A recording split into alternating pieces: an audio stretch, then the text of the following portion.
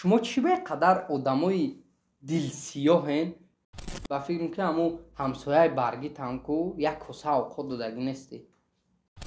این یک کامنتار دیگه شم من میخونم. خسرو تویرزاده آخه همه شیردیل شاو نکن ترا گرین نگاه کردن. نظرو قربان جان به ناموسان ممبرین یگان جدا کار کنه. در کجا ماشینی که ما را دیدیم و فکر میکنم سومی یگان تو تنها گرفتن. هر دو دو گودک شوک داموندیم نمیدونیم چیکار کنیم. السلام علیکم دوستای عزیز مخلصای مهربان انشالله که همتون سازن خوبین.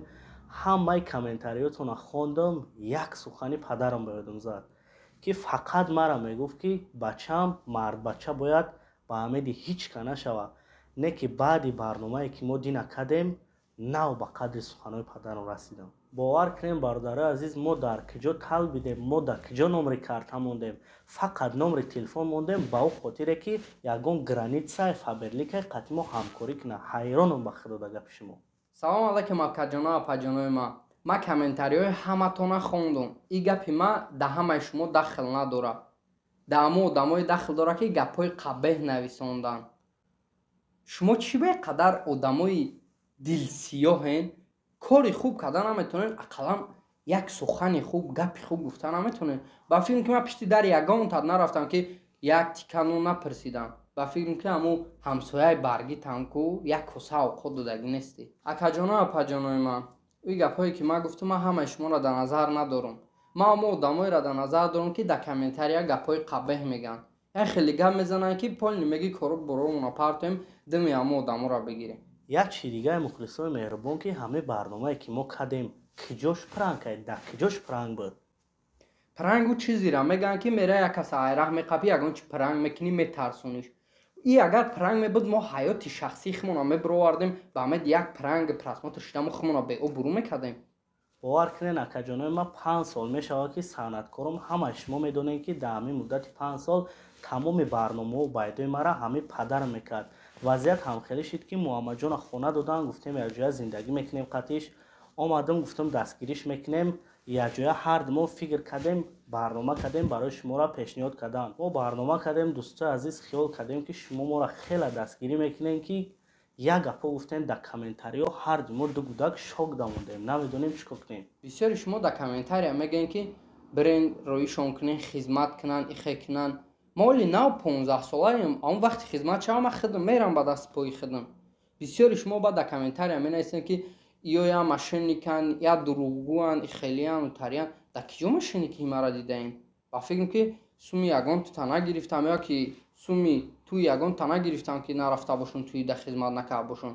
باید خیلت میگن که شما یا ماشینیکن نایم جان عقیدت کردین کورنمک خیلین ما در کجا کورنمکی کردگیم. ما استادمون ای ما خفه نیستیم ما را ما استادمون خفه نیستیم ما پروستا جدا زندگی میکنیم. استادمون ما را دستگیری کرد با دلیلش دستگیریمون میکنه. اکاجانا اینا یاد کامنتاریا را میخونم نامی ما آدما را گرفتم میخونم گوش کنیم. نظرو قربان جان به ناموسان ممبرین یگان جدا کار کنه. اینا ما کار کردیم کار را نو سر کردیم. امی کار نیسته چیه؟ این یک کامنتار دیگه شم من میخونم. خسرو تویرزاده آخه همه شیردیل شاو نکن ترا گرین نگاه کردن ننال که برکت نمیوی خور میشه.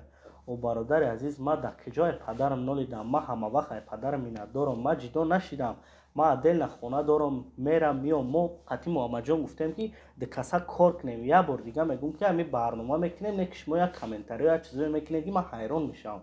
اکاجانای ما پاجانای ما اینجا در خیلی کامنتاریا بسیاره با فکر که شما همتون خوندن کامنتاریا را چی کردن و یک چیز دیگه میگم که امی خوبی کردن نمیتونن بدی نکنین. محمد جان انشالله همش نازم میشه. اینجا هستم برادرایی که مخلصامونن همین سرود چیسته برای مخلصامون.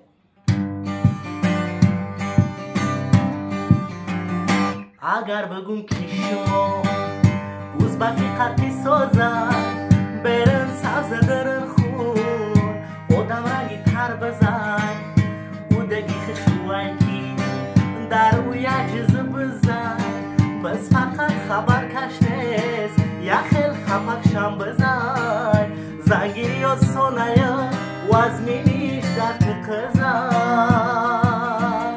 پرسن اهلی دهخانه ایره همه میدونه